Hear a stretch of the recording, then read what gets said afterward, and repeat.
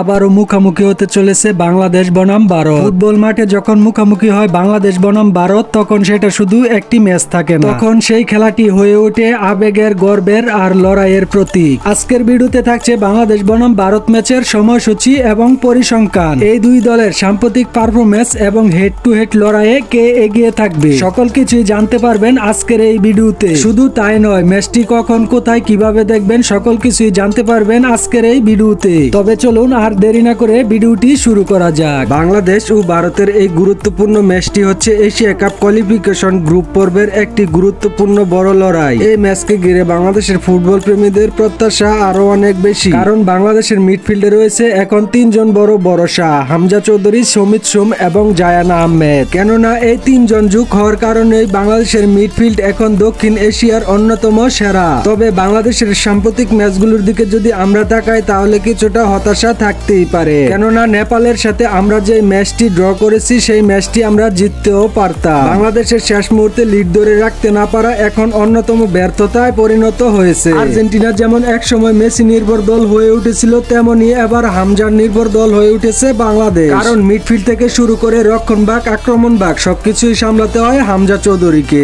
এখন শুধু গোলকিপার হয়েই খেলার বাকি রয়েছে হামজা চৌধুরী। তবে বাংলাদেশ খুব দ্রুত সময়ে তাদের ভুলগুলি শুধরে ভারত ম্যাচে আমাদেরকে অন্যরকম একটি জয় উপহার দিবে, আমরা সেই আশাই রাখি। কেননা বাংলাদেশের মিডফিল্ডে হামজা চৌধুরীর সাথে রয়েছেন সমিত সোম এবং জায়ান আহমেদ। হামজা চৌধুরী ডিফেন্সিং এবং সমিত সোমের বক্স টু বক্স লড়াই এবং জায়ান আহমেদের নিখুঁত পাসিং এ এবার অন্য কিছু হতেও পারে। এবার চলুন দেখে আসি ভারতের সাম্প্রতিক পারফরমেন্স। ভারতীয় ফুটবল দল ধারাবাহিকতার দিক থেকে এখনো সাপ অঞ্চলের অন্যতম শক্তিশালী দল। তবে এবার ভারতের মিডফিল্ডারকে মোকাবেলা করতে হবে বাংলাদেশের তিন ফুটবলারকে। হামজা চৌধুরীর ট্যাকেল, সমিত সোমের গতি এবং জায়ান আহমেদের অসাধারণ বল কন্ট্রোল ভারত মিডফিল্ডারকে এক বড় চ্যালেঞ্জের মুখে ফেলবে। তাছাড়া বাংলাদেশের ঘরের মাটিতে খেলা থাকার কারণে দর্শক সাপোর্টার দিক থেকেও বাংলাদেশ এগিয়ে থাকবে। বাংলাদেশ এবং ভারতের ফুটবল ম্যাচ সবসময় উত্তেজনাপূর্ণ হয়ে থাকে। ইতিহাসে ভারত এগিয়ে থাকলেও বর্তমানে নতুন বাংলাদেশ লড়াইয়ে বেশ এগিয়ে। এবার মধ্যমাঠে বাংলাদেশের যে শক্তিশালী তিনজন ফুটবলার রয়েছে হামজা চৌধুরী, সমিত সোম এবং জায়ান আহমেদ, তারাই ম্যাচের পার্থক্য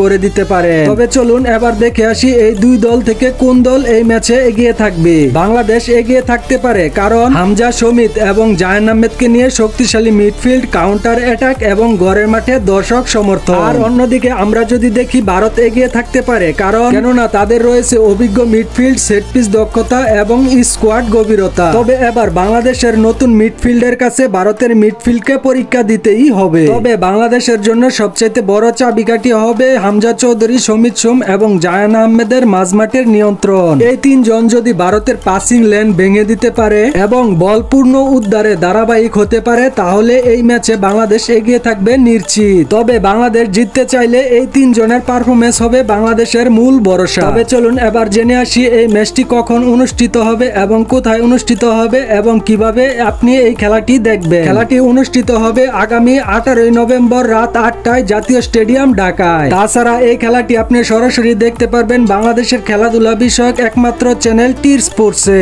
হামজা চৌধুরী, সমিত সোম এবং জায়ান আহমেদ এই ম্যাচে কেমন পারফরমেন্স করবে অবশ্যই আপনার মতামত কমেন্টে জানাতে ভুলবেন না। বাংলাদেশ এবং ভারত ম্যাচে কে জয়লাভ করতে পারে আপনার মতামত কমেন্টে জানিয়ে রাখুন। তাছাড়া ভিডিওটি ভালো লাগলে লাইক, কমেন্ট এবং শেয়ার করতে ভুলবেন না। তো ফুটবলের সকল আপডেট পেতে আমাদের চ্যানেলটি সাবস্ক্রাইব করে রাখুন। দেখা হবে পরবর্তী কোনো ভিডিওতে। আল্লাহ হাফেজ।